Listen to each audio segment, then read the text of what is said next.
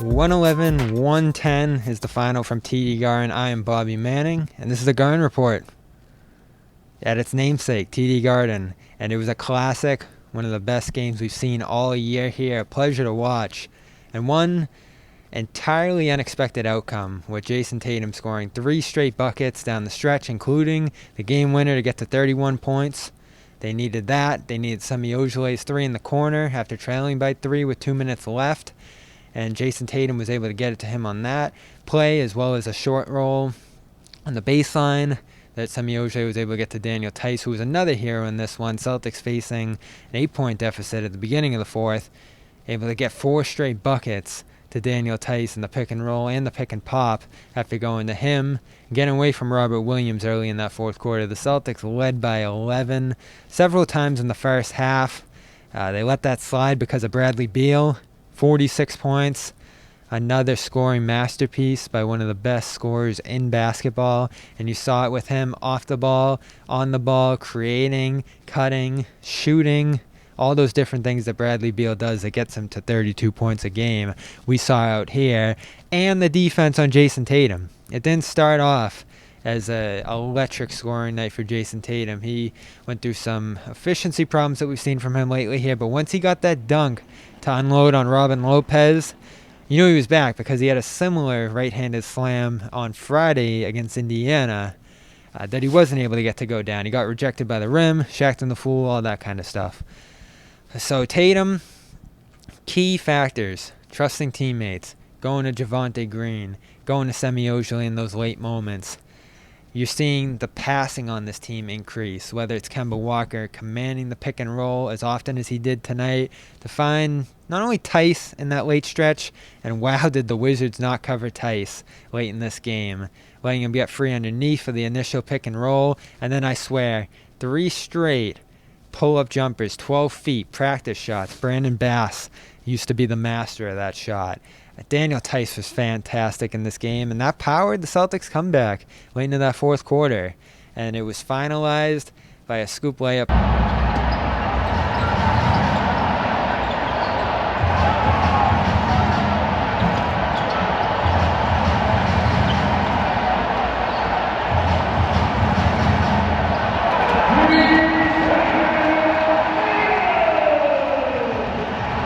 The Celtics closed with Green, Tatum, Ojeleye, Theis, and Kemba going 3 wings, and it worked.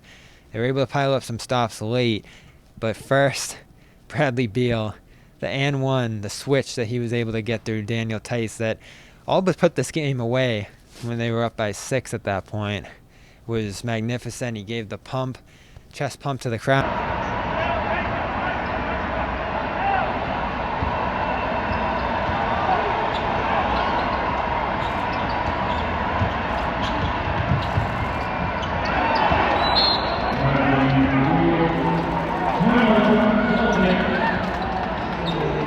And I thought at that point in this duel, this awesome battle between Bradley Beal and Jayson Tatum, they cover each other, they grew up together, they trained together in the offseason with Drew Hanlon. All those different things that we love about the storyline between those two St. Louis guys. I was bummed at that moment because it was going to be all Beal, and Tatum had an okay game, but this was going to be another devastating loss for the Celtics, and you didn't have that back and forth between them down the stretch. In fact, Beal has defended Tatum very well this year. I think Tatum was 6 of 13 on the season coming in against him. 0 for 4 from the three-point line. 0.8 points per possession, I counted out before the game. So Beal defended Tatum very well in those moments. But late, Tatum pulled off this charge into the lane, spin off of him into a one-footed left foot fadeaway. I think that was either the first or the second basket in that 3-basket run that sealed this game for Tatum. He went right to the thick of the defense and sealed it by getting downhill and scoring in the paint, which is what the Celtics did all game. They started 7 of 8 inside. They were able to crash pick and rolls with Rob Williams at certain points. Tristan Thompson went 1 of 9 and had so many looks. They could have gotten so many more baskets. He bumped Robin Lopez off of him on one play and had a wide open practice layup.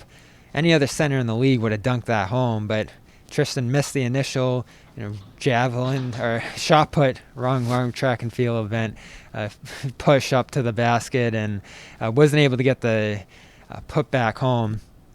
Other interesting things from this one, Javonte Green, Semi Ojeleye, they play over Aaron Nesmith in the rotation. That kind of stuff has changed all year on a matchup basis. Brad Stevens is experimenting.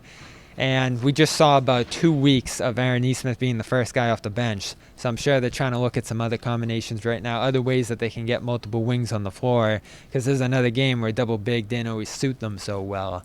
And they went smaller as the game went on. So Aaron Nesmith's DNP, big topic of conversation around this one. I think that's just sort of the ebb and flow of the season. Jeff Teague was the DNP 2 weeks ago, and now he's part of the rotation again for now. All this stuff is going to continue to change, and as we see what I think are going to be inevitable roster shakeups, we'll see where that goes. And that's part one of the Garden Report. Part two, we'll dive a little more into Bradley Beal, Jayson Tatum, their connection, and is there a future connection there? So we discussed it a little bit in the Celtics postgame show, so go check that out. Subscribe to our YouTube channel, CLNS Media, and Celtics All Access especially, only Celtics content there. And follow us on Celtics CLNS. You can follow me at Real Bob Manning, and check out my YouTube channel. We do some streaming there, Bobby Manning, and CLNSmedia.com for our article after the game. All those different things. Go hit them up. We will see you in part two of the Garden Report.